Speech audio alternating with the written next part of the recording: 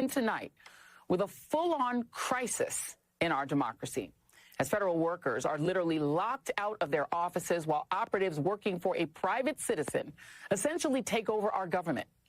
Their tactics include turning off our federal websites, deleting government-funded research that you, the taxpayer, paid for to impose speech codes, bullying news organizations by demanding interview transcripts, implementing an FBI purge, locking federal workers out of their computers, and even turning them away at their offices while giving themselves, without congressional or any other authorization, full access to the personal data of tens of millions of Americans, including Social Security recipients, FBI agents and officials, military and government contractors, and every single employee of the federal government. All of that data in private hands that you did not authorize, even if you voted for Donald Trump. This as Trump installs unqualified minions at the heads of every federal agency, knowing that they wouldn't stop this even if they knew how.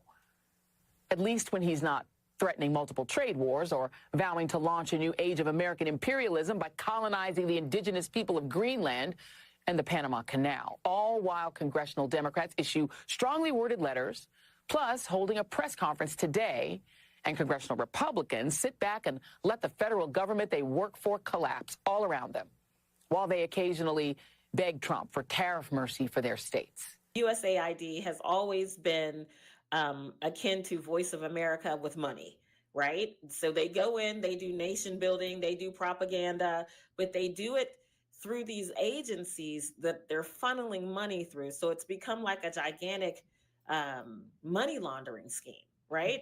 And the problem with that is it's our money.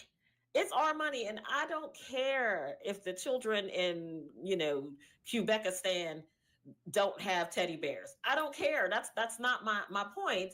But from a governmental standpoint, if we really want these kids in Quebecistan to like the Americans, we're going to drop some Hershey bars on them and some coloring books and some other stuff in order to curry favor with these nations.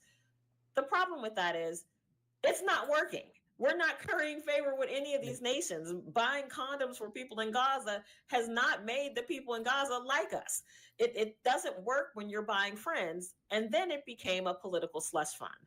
And that's when the rubber really met the road. Shout out to Elon, who's doing like his level best to lock stuff down. But it's been a long time coming. This is not a secret.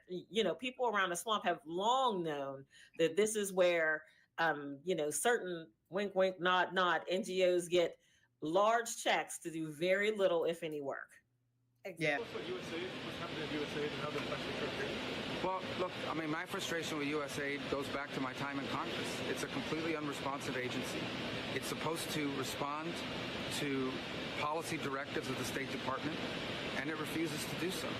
So the functions of USAID, there are a lot of functions of USAID that are going to continue, that are going to be part of American foreign policy, but it has to be aligned with American foreign policy. I said very clearly during my confirmation hearing that every dollar we spend and every program we fund, that will be aligned with the national interest of the United States. And USAID has a history of sort of ignoring that and deciding that there's somehow a global charity separate from the national interest. These are taxpayer dollars.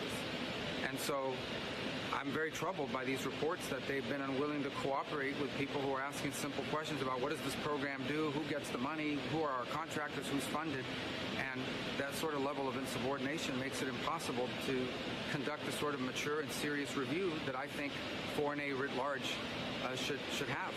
We're spending taxpayer money here. These are not donor dollars. These are taxpayer dollars. And we owe the American people the assurances that every dollar we are spending abroad is being spent on something that furthers our national interest.